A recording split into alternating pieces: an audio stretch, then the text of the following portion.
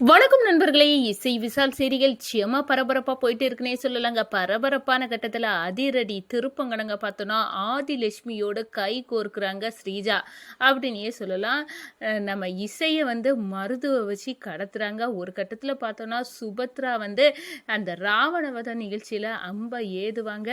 அதுல அப்படியே அம்பு போய் நம்ம இசை மேல பட்டு துடி துடிக்க இசை சாகணும். சுபத்ரா ஒரு கர்ப்பிணி பெண்ணை நான் என் கையால், அதுவும் என் வீட்டு வாரிசை நான் கொன்னுட்டேன் அப்படின்னு காலம் ஃபுல்லாக நொந்து சாகணும்.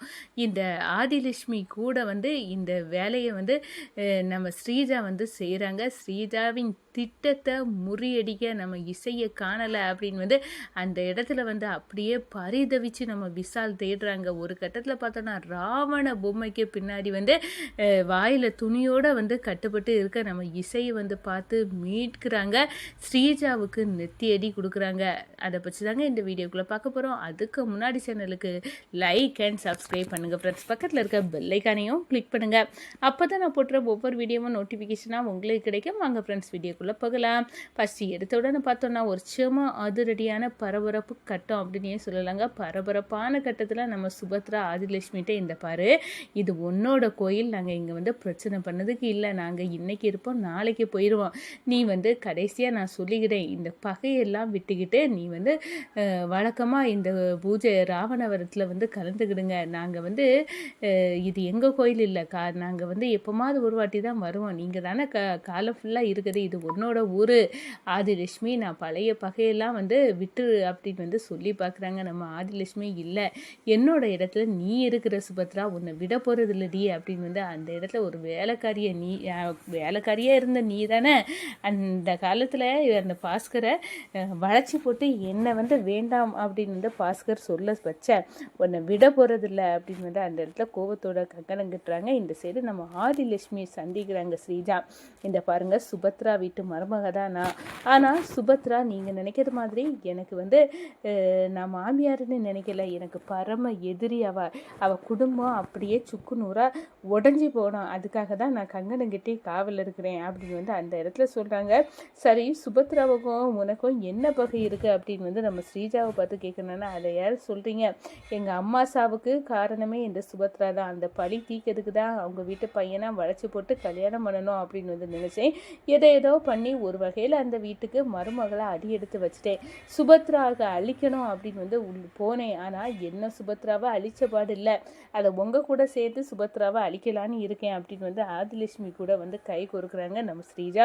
ஓ, இம்புட்டு இருக்கா நீனும், அப்போ அந்த சுபத்ராவால் பாதிக்கப்பட்டவ தானா, அப்போ என்னோட திட்டத்தையும் உன்னோட திட்டமும் ஒன்று தான், ரெண்டுமே சுபத்ராவை அழிக்கிறது தான், அப்போது ரெண்டுமே கை கோர்த்தா நல்லா தான் இருக்கும் அப்படின்னு அந்த இடத்துல சொல்கிறாங்க. சரி, உன்னோட திட்டம் தான் என்ன அப்படின்னு சொல்ல நேரம், இந்த சுபத்ரா தானே ராவணவத நிகழ்ச்சியில் பங்கேற்க போகிறா, அப்போ இசைன்னு ஒருத்தி சுபத்ராக்க மருமக இருக்கா, அவள் தான் சுபத்ராக்க பாதுகாவல் கடங்க இருப்பா, அவளை தனியாக வர வைக்கணும், வர வச்சு அவளை கடத்தணும், அந்த ராவண பொம்மைக்கு பின்னாடி இவளை நிப்பாட்டி வைக்கணும், இவளுக்கு இந்த வாயில் துணியை கட்டி வச்சு இவள் சத்தம் போட்டாலும் வெளியே கேட்காதவாறு பண்ணணும்.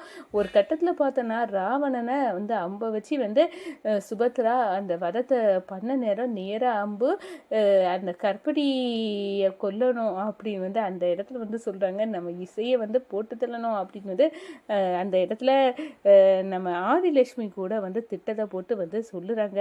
உடனே ஓ, இவ்வளோ இருக்கா, அப்போது அந்த வீட்டு மருமகளும் இறந்துருவா, அதே நேரத்தில் சுபத்ராவும் காலம் ஃபுல்லாக ஒரு கற்பிணி பின்ன கொன்னுட்டேன், அதுவும் என் வீட்டு மருமக என் வீட்டு வாரிசை கொன்னுட்டேன் அப்படின்னு நொந்து சாகணும், இதானடி திட்டம், இந்த திட்டத்தை நானும் உன் கூட கைகோர்த்து நிறைவேற்றி வைக்கிறேன் அப்படின்னு அந்த இடத்துல ஆதிலட்சுமியும் நம்ம ஸ்ரீஜாவும் ரெண்டு பேரும் ஒன்று செய்கிறாங்க.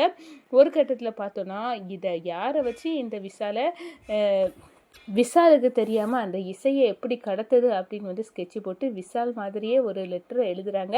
ஒன்று அவசரமாக சந்திக்கணும், அந்த சமுதாய கூடத்துக்கு பின்னாடி அந்த மரத்துக்கு பின்னாடி வந்துடு அப்படின்னு விசால் இப்படிக்கு அப்படின்னு எழுதின லெட்டர் நம்ம இசை கையில் கிடைக்கிது. விசால் இங்கே தானே வர சொன்னான் அப்படின்னு அங்கிட்டு இங்கிட்டு ஊற்று பார்த்துட்டு இருக்காங்க. இசை அப்போ தான் மருதுவை விடுறாங்க. மருது வாடி அப்படின்னு அந்த இடத்துல நம்ம வாயில் ஒரு துணியை கட்டி நம்ம இசையை வந்து காரில் போட்டு வந்து கொண்டு போகிறாங்க. ஒரு கட்டத்தில் பார்த்தோன்னா இசையை யாருக்கும் தெரியாமல் அந்த ராவண பொம்மைக்கு பின்னாடி வந்து கெட்டி வச்சுறாங்க. எப்படியாவது பார்த்தோன்னா ராவணன் தீயிட்டு எரிய நேரம் இவளும் கொழுந்திட்டு எரியந்ததுன்னா சாம்பலாகணும் அப்படின்னு வந்து அந்த இடத்துல வந்து திட்டம்.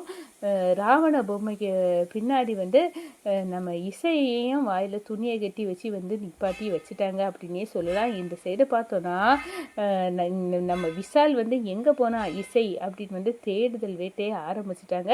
சுபத்ராவுக்கும் தெரிய வருது நம்ம இசை மருமகளை காணலை, அவள் எங்கே போனா அப்படின்னு வந்து தேடுறாங்க. ராவண வதத்துக்கு நேராயிட்டு சுபத்ராமா உங்கள் கையால் தான் இந்த தொடவு ராவண வதம் நடக்க போகுது அப்படின்னு வந்து அந்த இடத்துல வந்து சொல்கிறாங்க. ஒரு கட்டத்தில் பார்த்தோன்னா ராவண வதம் நடக்க போகுது சரிதான், ஆனால் என் மருமக எங்க அப்படின்னு வந்து அந்த இடத்துல காணலையே இசையா அப்படின்னு சொல்றாரு நம்ம விஷால். நீ தேடினியாடா, அவள் எங்கே தான் போனா தெரியல, என்ன நடந்துச்சுன்னு தெரியல, இந்த ஆதிலட்சுமி ஏதாவது பண்ணியிருப்பாளா அப்படின்னு ஒரு சந்தேகம் வருது. சேச்சா அவள் இந்த அளவுக்கு பண்ணக்கூடியவா இல்லை அப்படின்னு வந்து அந்த இடத்துல வந்து நினைக்கிறாங்க. ஆனாலும் நம்ப முடியலை.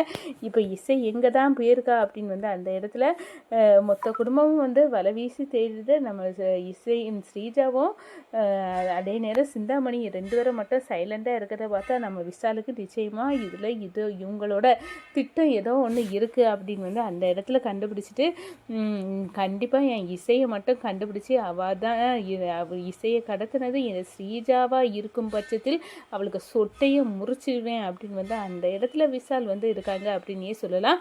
ஒரு கட்டத்தில் பார்த்தோம்னா நம்ம விஷால் எல்லா இடமும் தேடி பார்க்குறாங்க. அந்த சுபத்ராவை வந்து ராவணவத நிகழ்ச்சிக்கு வாங்கம்மா நேரம் ஆயிடுச்சு அப்படின்னு வந்து அந்த இடத்துல வந்து அழைக்கிறாங்க. கடவுளே என் மருமக எங்கே இருந்தாலும் நல்லா இருக்கணும், அவள் எங்கள் கண்ணில் பற்றணும் அப்படின்னு வந்து அந்த இடத்துல வந்து சொல்லுறாங்க. ஒரு கட்டத்தில் பார்த்தோன்னா ராவணவத நிகழ்ச்சி நடக்குது. அதுக்கு முன்னாடி நம்ம விஷால் ராவண பொம்மைக்கு பின்னாடி நிற்கிற நம்ம இசையை வந்து பரிதவிச்ச நிலையில் இசை இருக்கிறத பார்த்து அப்படியே மீட்டு கொண்டு வராங்க. நம்ம இசையை சமாதானப்படுத்துகிறாங்க. யார் இதெல்லாம் செய்தது, என்னை கடத்திட்டு போனதெல்லாம் மருது, ஆதிலட்சுமியோட தம்பி அவன்தான் அப்படின்னு வந்து சொல்ல நேரம் வேணும்னு ஏன் பழி தீர்த்துருக்கான். ஆனால் இந்த இதில் ஸ்ரீஜா சிந்தாமணி இவங்க 2 பேர்த்துக்கு பங்களிப்பும் இருந்தாலும் இருக்கும் அப்படின்னு வந்து அந்த இடத்துல விஷால் வந்து சந்தேகப்படுறாங்க. ஒரு கட்டத்தில் எப்படி இந்த இசை வந்து மீட்டுட்டான் விஷால் அப்படின்னு வந்து அந்த இடத்துல ஆதிலட்சுமியோட வந்து சந்தித்து பேசுகிறாங்க. நம்ம திட்டத்தை முறியடிச்சிட்டான், இப்போ என்ன பண்ணி சுபத்ரா குடும்பத்தை அழிக்கிறது, அடுத்த திட்டம் என்ன அப்படின்னு வந்து பேசுகிறத கவனித்து நம்ம விஷால் ஸ்ரீஜாவை வந்து அப்படியே வெளுத்தெடுக்கிறாங்க. இந்த அளவுக்கு நீ போயிட்டேல, உன்னை விட மாட்டேன்டி ஸ்ரீஜா அப்படின்னு வந்து கோவத்தில் கொந்தளிக்கிறாங்க விஷால்.